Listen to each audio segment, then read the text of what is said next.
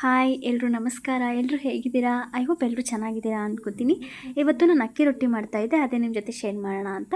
ಇಲ್ಲಿ ಫಸ್ಟು ನೀರು ಬಾಯ್ಲ್ ಮಾಡೋಕ್ಕೆ ಇಟ್ಟಿದ್ದೀನಿ. ಅದು ಚೆನ್ನಾಗಿ ಕುದಿವಾಗ ಸ್ವಲ್ಪ ಎಣ್ಣೆ ಮತ್ತು ಉಪ್ಪು ಹಾಕಿದೆ. ಆಮೇಲೆ ಅಕ್ಕಿ ಹಿಟ್ಟು ಹಾಕ್ಬಿಟ್ಟು ಚೆನ್ನಾಗಿ ಮಿಕ್ಸ್ ಮಾಡ್ತಾಯಿದ್ದೀನಿ. ಚೆನ್ನಾಗಿ ಮಿಕ್ಸ್ ಮಾಡಬೇಕದು. ಆಮೇಲೆ ಸ್ವಲ್ಪ ಕುದಿಬೇಕು. ಇವಾಗ ಚೆನ್ನಾಗಿ ಮಿಕ್ಸ್ ಮಾಡಿ ನಾನು ಅದನ್ನು ಹಾಗೆ ಸ್ವಲ್ಪ ಹೊತ್ತು ಬಿಡ್ತೀನಿ, ಒಂದು 15 ನಿಮಿಷ. ಆಮೇಲೆ ಅದು ತಣ್ಣಗಾದ್ಮೇಲೆ ಒಂದು ತಟ್ಟೆಗೆ ಹಾಕ್ಕೊಳ್ತಾ ಇದ್ದೀನಿ. ನೀವು ಬೇಕಿದ್ದರೆ ಕೈಗೆ ನೀರು ಹಚ್ಕೋಬೋದು, ಇಲ್ಲಾಂದರೆ ಎಣ್ಣೆನೂ ಹಚ್ಕೋಬೋದು. ಅದನ್ನು ಚೆನ್ನಾಗಿ ಮಿಕ್ಸ್ ಮಾಡಬೇಕು. ಆವಾಗ ನಮಗೆ ರೊಟ್ಟಿ ಚೆನ್ನಾಗಿ ಬರುತ್ತೆ ಸ್ಮೂತಾಗಿ. ಸೊ ಅದನ್ನು ಚೆನ್ನಾಗಿ ಕಲಿಸ್ಕೊಳ್ತೇನೆ. ಬೈ ಚಾನ್ಸ್ ಅದೇನಾದರೂ ತೆಳ್ಳಗಾದರೆ ನೀವು ಬೇಕಿದ್ದರೆ ಸ್ವಲ್ಪ ಹಿಟ್ಟು ಹಾಕ್ಕೋಬೋದು, ಒಣ ಹಿಟ್ಟು.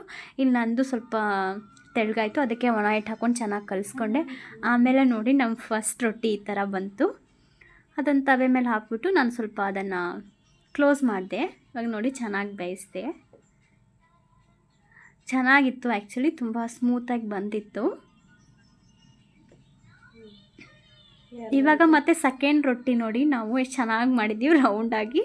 ಆಮೇಲೆ ಅದನ್ನು ನಾವು ಕಟ್ ಮಾಡಿದ್ದೀವಿ, ಹೆಂಗೆ ಇದು ಮಾಡಿಕೊಂಡು ಕಟ್ ಮಾಡಿದ್ವಿ. ಆಮೇಲೆ ನನಗೂ ನನ್ನ ಫ್ರೆಂಡ್ಗೂ ತುಂಬ ಖುಷಿಯಾಯಿತು, ಅದಕ್ಕೆ ಇಬ್ಬರು ಇದು ಮಾಡಿದ್ವಿ. ಇವಾಗ ನೋಡಿ ಚೆನ್ನಾಗಿ ಎಷ್ಟು ಉಬ್ಕೊಂಡು ಬರ್ತಿದೆ ನೋಡಿ.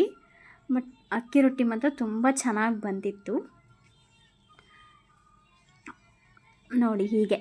ಆಮೇಲೆ ನಾವು ಸ್ವಲ್ಪ ಚೆನ್ನಾಗಿರೋದು ಮಾಡಿದ್ವಿ. ಫಸ್ಟ್ ಚಿಕ್ಕ ಮಾಡಿದ್ವಿ, ಆಮೇಲೆ ದೊಡ್ಡ ಮಾಡಿದ್ವಿ ನೋಡಿ. ಓಕೆ, ರೊಟ್ಟಿ ಎಲ್ಲ ಮಾಡಿ ಆಯಿತು. ಮತ್ತು ನಾನು ರೊಟ್ಟಿ ಜೊತೆ ದುಂಡು ಬದನೆಕಾಯಿ ಗೊಜ್ಜು ಮಾಡ್ತಾಯಿದ್ದೀನಿ. ಅದು ನಿಮ್ಮ ಜೊತೆ ಶೇರ್ ಮಾಡಿಲ್ಲ, ಬಟ್ ಸ್ವಲ್ಪ ವೀಡಿಯೋ ಇದೆ, ಅದನ್ನು ನಾನು ಲಾಸ್ಟಿಗೆ ಹಾಕ್ತೀನಿ ನೋಡಿ. ರೊಟ್ಟಿದಾಯಿತು. ಇವಾಗ ನೋಡಿ ನಾನು ಬದನೆಕಾಯಿ ಫಸ್ಟು ಅದನ್ನು ಕಟ್ ಮಾಡಿಕೊಂಡು ಎಣ್ಣೆಲಿ ಹುರಿದಿಟ್ಕೊಂಡಿದ್ದೆ. ಆಮೇಲೆ ರುಬ್ಬಕ್ಕೆ ಶೇಂಗಾ ಮತ್ತು ಗಸಗಸೆ ಮತ್ತು ಒಂದು ಟೊಮೊಟೊ ಹಾಕ್ಕೊಂಡೆ. ಮತ್ತು ಒಂದು ಈರುಳ್ಳಿ ಕಟ್ ಮಾಡಿಕೊಂಡು ಎಣ್ಣೆ ಹಾಕಿ ಅದನ್ನು ಒಗ್ಗರಣೆ ಮಾಡಿಬಿಟ್ಟು ಬದನೆಕಾಯಿ ಹಾಕಿ ರುಬ್ಕೊಂಡಿರೋ ಮಿಶ್ರಣ ಹಾಕಿ ಚೆನ್ನಾಗಿ ಮಿಕ್ಸ್ ಮಾಡಿದೆ. ಮತ್ತು ಸ್ವಲ್ಪ ಅರಿಶಿಣ ಪುಡಿ ಮತ್ತು ಉಪ್ಪು ಮತ್ತು ಖಾರದ ಪುಡಿ, ಸ್ವಲ್ಪ ಗರಂ ಮಸಾಲ ಹಾಕಿ ಮತ್ತು ಸ್ವಲ್ಪ ಧನಿಯಾ ಪುಡಿ ಹಾಕಿದೆ. ಮತ್ತು ಚೆನ್ನಾಗಿ ನಾನು ಮಿಕ್ಸ್ ಮಾಡಿ ಅದಕ್ಕೆ ಲಾಸ್ಟ್ಗೆ ಕೊತ್ತಂಬರಿ ಸೊಪ್ಪು ಹಾಕಿ ಚೆನ್ನಾಗಿ ಮಿಕ್ಸ್ ಮಾಡಿದೆ.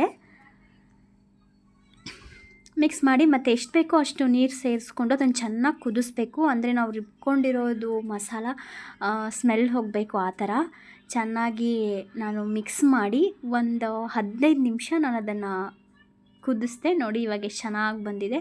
ಆ್ಯಕ್ಚುಲಿ ಕಲರ್ ಇದು ನಿಜವಾಗ್ಲೂ ನೋಡೋಕ್ಕೆ ಚೆನ್ನಾಗಿ ಕಾಣ್ತಾ ಇದೆ, ಬಟ್ ವೀಡಿಯೋದಲ್ಲಿ ಅಷ್ಟು ಕ್ಲಿಯರಾಗಿ ಕಾಣಿಸ್ತಾ ಇಲ್ಲ. ನಾನು ಮತ್ತೆ 1 ಸ್ಪೂನ್ ತುಪ್ಪ ಹಾಕಿದೆ ಲಾಸ್ಟಲ್ಲಿ. ಮತ್ತು ನಾನು ಟೇಸ್ಟ್ ಮಾಡಿ ನೋಡಿದೆ, ಸ್ವಲ್ಪ ಖಾರ ಕಡಿಮೆ ಇತ್ತು, ಅದಕ್ಕೆ ಇವಾಗ ನಾನು ಖಾರನೂ ಸ್ವಲ್ಪ ಹಾಕ್ಕೊಂಡು ಚೆನ್ನಾಗಿ ಮಿಕ್ಸ್ ಮಾಡಿದೆ ನೋಡಿ. ಈ ಥರ ಕಲರ್ ಕಾಣಿಸ್ತಾ ಇತ್ತು, ಬಟ್ ಬಾಣಲೆಯಲ್ಲಿ ಬೇರೆ ಕಾಣಿಸ್ತಾ ಇದೆ, ಅದು ಗೊತ್ತಿಲ್ಲ, ಅಂದರೆ ಬೆಳಗ್ಗೆ ಸಾಕಾಗಿಲ್ಲ ಅಂದರೆ ಅಷ್ಟೇ.